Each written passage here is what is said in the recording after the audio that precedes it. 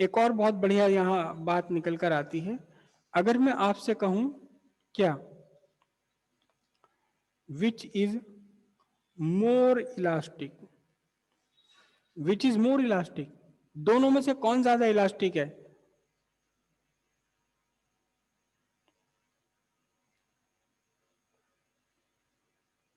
Rubber या steel? Rubber ज्यादा elastic है, खिंच जाती है एकदम आराम के साथ में। हाँ, रबर इज मोर इलास्टिक। अभी अब भाई इसमें पूछने वाली क्या बात है? गुरु जी आपको इतना भी ना समझ में आ रही बात, कौन ज्यादा इलास्टिक है? हाँ? क्या फॉर्मूले से स्टील आई है? अरे फॉर्मूले में क्या रखा है? कभी देखा स्टील को खींचते हुए? कम खींची तो ज्यादा इलास्टिक। तो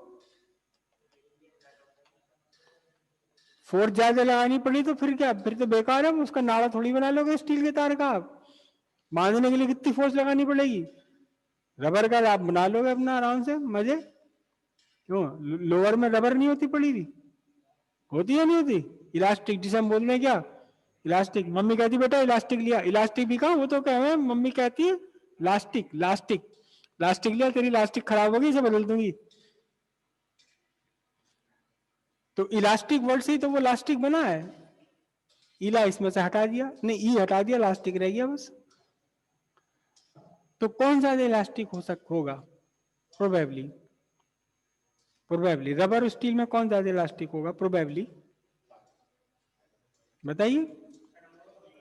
हाँ, स्टील। अच्छा ठीक है, दो दो ओपिनियन हो रहे हैं। स्टील पर कौन कौन एग्री है? Steel is more elastic than rubber. केवल दो। And rubber is more elastic than steel, इस पर कौन कौन एग्री है? इस बार तो सरकार रबर की बन रही भाई, इस बार तो सरकार रबर की बन रही है। ये तो सारे के सारे रबर एक, ये तो सारे के सारे एक तरफ से एक तरफा वोट पड़ रही है रबर के लिए। क्यों भाई? त्यागी जी, सुजीत, सुजीत है कौन है? सुजीत त्यागी, त्यागी जी इस बार तो, अब की बार रबर की सरकार, अब की बार रबर की सरकार, सारी वोट एकदम एक साथ रबर को जा रही हैं। आज का पहला रुझान रबर की तरफ है। Rubber is more elastic than steel. क्या बात है। और अनफॉर्चुनेटली त्यागी जी करेक्ट है, steel is more elastic than rubber.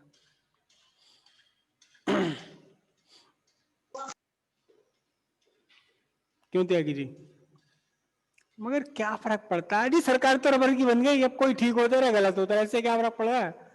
सरकार तो रबर की बन चुकी, सारे वोट रबर को पड़े हैं, अब इससे क्या मतलब कि वो ठीक है गलत है?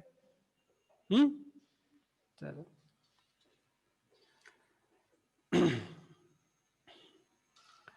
आपने दो सेम वायर ले लिए, मैं वायर नहीं बोलूंगा, मैं इसे स्ट्रिंग बोलूंगा। एक आपने क्या ले ली है? क्यों खिसका रहे हो इसे? मेरी आवाज वहां तक नहीं पहुंच पा रही क्या आप तक? आ रही है या मैं नहीं दिखाई दे रहा आपको? देख रहे हैं? फिर अपने तो बच्चों को भी बता करो भैया, वो थे बड़े ड्रामेबाज थे भाई वो तो।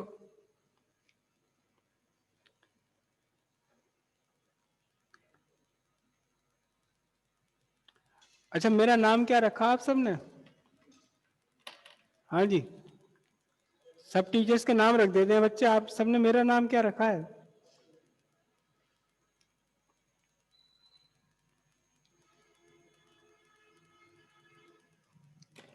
एक मैंने ली रबर स्ट्रिंग और एक लिया मैंने स्टील वायर। ठीक है, दोनों की लेंथ एग्जैक्टली सेम रखी। दोनों की लेंथ कितनी है? दोनों की ही लेंथ है एग्जैक्टली सेम एल। ओके, और इन पर मैंने लोड भी सेम लगाया।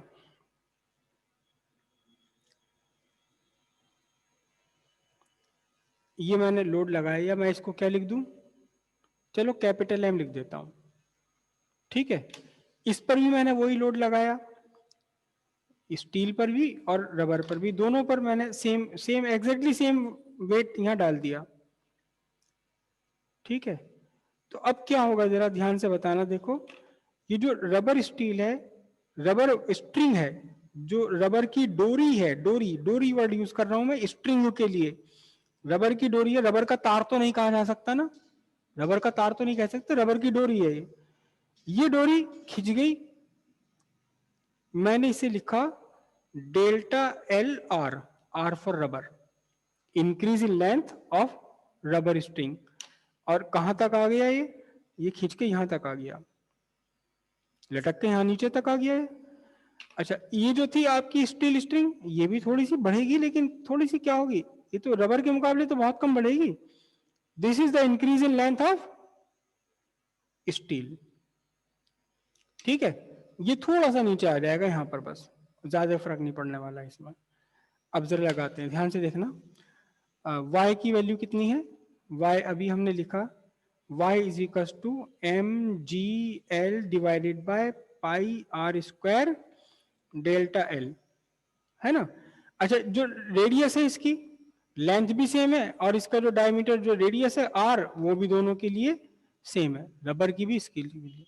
ठीक है, तो इसी फॉर्मूले को अगर आप स्टील के लिए लगाएंगे, खेल करूं या सीधा लिख दूं आंसर, मतलब है सीधा लिख दूं ना। अब ध्यान से देखो, एम दोनों के लिए सेम है, जी दोनों के लिए सेम है, एल दोनों के लिए सेम है, पाई दोनों के लिए सेम है, आर दोनों के लिए सेम है। तो अगर मैं यंग मॉडुलस ऑफ इलास्टिसिटी निकालूं स्टील डिवाइडेड बाय रबर, तो क्या आंसर आएगा, इस तरफ क्या आएगा बताओ,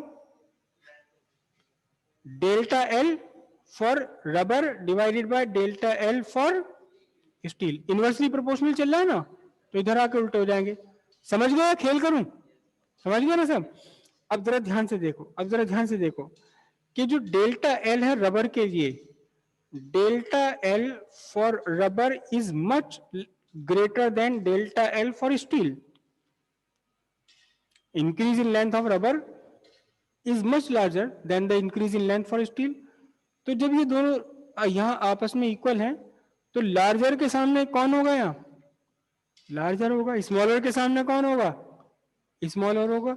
तो इसका मतलब क्या हुआ, इसका मीनिंग ये हुआ young modulus of steel is greater than the young modulus for rubber. Young modulus for steel is greater than young modulus for rubber. तो फिर कौन ज्यादा इलास्टिक है, जिसका यंग मॉडुलस ज्यादा है। Steel is more elastic than rubber, steel is more elastic than rubber. हम normal life में समझते हैं कि जो जितना ज्यादा खींच सकता है, जितनी आसानी के साथ खींच सकता है, वो उतना ही ज्यादा इलास्टिक है। लेकिन त्यागी जी ने बहुत बहुत बहुत बढ़िया हिसाब लगाया। त्यागी जी ने यहां देखा कि इस फॉर्मूले में फोर्स ऊपर आ रहा है डिनोमिनेटर में, तो स्टील को खींचने के लिए तो बहुत कैड़ा वाला फोर्स लगाना पड़ेगा। न्यूमरेटर में आ रहा है ना फोर्स ऊपर, ये तो फोर्स की तो वैल्यू स्टील के लिए बहुत बड़ी आएगी। अगर मैं स्टील और रबर को बराबर खींचना चाहूं, एक जैसी लंबाई में इंक्रीज करना चाहूं, तो क्या होगा, इसके ऊपर चूहा लटका दूंगा, खिंच जाएगा। उतना ही खींचने के लिए इसके ऊपर हाथी लटकाना पड़ेगा।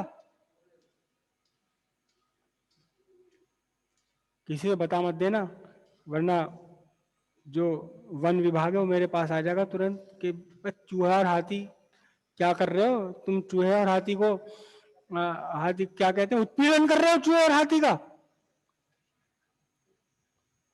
आओ हम तुम्हें जेल में दिखाएंगे कैसे होता है उत्पीड़न। तो प्लीज किसी को बाहर जाके मत बताइएगा मैं चूहे और हाथी को यहाँ लटका रहा हूं।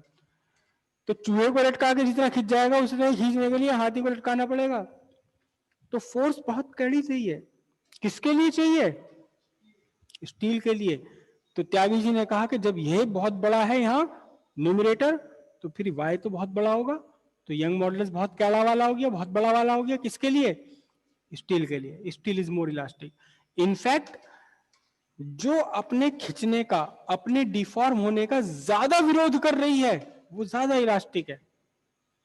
जो अपने खिंचने का, अपने डिफॉर्म होने का, अपने शेप में साइज में चेंज होने का कम विरोध कर रही है, वो कम इलास्टिक है। कम इलास्टिक है तभी तो खींच पा रहे हो इसको। रबर कम इलास्टिक है, इसीलिए तो आप हल्की सी फोर्स से उसमें ढेर सारा डिफॉर्मेशन कर पा रहे हो? अगर वो बहुत तगड़ी इलास्टिक होती तो बहुत सारा फोर्स लगाना पड़ता उसे डिफॉर्म करने के लिए। तो इसलिए steel is more elastic than rubber. यहां तक की बात समझ आई? बहुत सारी चीजें ऐसी होती हैं जिस लाइफ में हम बिल्कुल उल्टा समझते हैं, है ना। हम जो हमारा ब्रेन जो है ना, हमारा ब्रेन बड़ा बेवकूफ है। ब्रेन बड़ा बेवकूफ है, जो देखता उसी को सच मान लेता। अच्छा रबर क्यों? आप आपकी मम्मी ने कहा बेटा जा वो ला कि तेरे उसकी लोअर की लास्टिक खत्म हो गई, क्या कहा उन्होंने? उन्होंने कहा जा लास्टिक लिया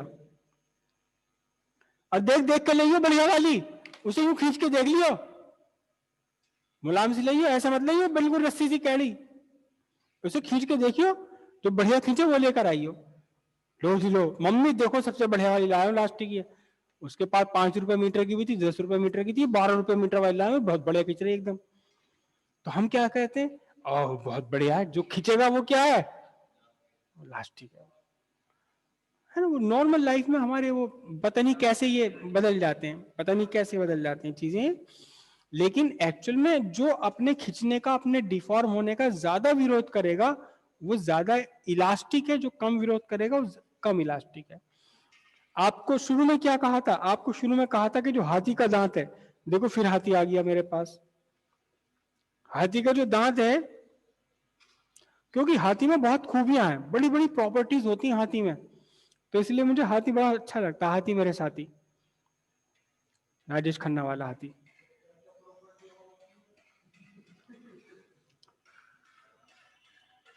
हाँ त्यागी जी, आपकी आवाज मुझे पूरी नहीं आई, जरा जोर से बताइए क्या कह रहे हैं आप?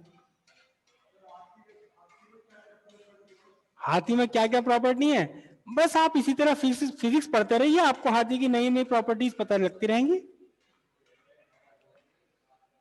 तो हाथी हाथी की क्या प्रॉपर्टी है कि उसके बड़े खूबसूरत दो दांत होते हैं। आप इमेजिन करो अगर किसी इंसान के दो दांत बाहर को निकल रहे हो तो क्या होगा? कितना सुंदर होगा वो इंसान। दो दांत, आप इमेजिन करो मेरे दो दांत यहाँ बाहर निकल रहे हैं ऐसे ही, इतने लंबे लंबे यहाँ तक हैं, वैम्पायर। लेकिन हाथी के दांत सुंदर लगते हैं देखो। तो सबसे पहली प्रॉपर्टी तो हाथी की यही है कि हाथी के अलावा और कोई जानवर नहीं है पूरे धरती पे जिसके दांत सुंदर लगते हो, बाहर निकले हुए, मुंह से बाहर निकलते हुए जिसके दांत सुंदर लगते हो, केवल हाथी है। तो हाथी दांत जो है वो सबसे ज्यादा इलास्टिक है। आपसे क्या कहा था? It is approximately 100% elastic. It is approximately 100% elastic. क्यों? क्योंकि इसे मोड़ना, इसे चेंज करना, डिफॉर्म करना बहुत मुश्किल है, बहुत मुश्किल है, बहुत मुश्किल है ये। एक्चुअली हाथी दांत ही नहीं, हमारा दांत जो है वो भी ऑलमोस्ट इलास्टिक ही है। हाथी दांत और हमारे दांत लगभग एक जैसे हैं, बस इतना अंतर है कि इसका दांत सुंदर होता है और हमारे दांत अगर बाहर निकल जाए तो देख के डर जाएंगे बच्चे। बस इतना ही अंतर है, क्योंकि हमारे दांत का जो स्ट्रक्चर है ना वो बहुत टफ स्ट्रक्चर है। आप जानते हैं इस पूरे वर्ल्ड में, पूरे यूनिवर्स में जो नॉन मटेरियल है उनमें सबसे ज्यादा मजबूत चीज कौन है? दांत। आपके हैं डायमंड, डायमंड से ज्यादा मजबूत दांत हैं। अगर आप डायमंड को चाहें तो अपने मुंह में चबा लेंगे आप डायमंड को।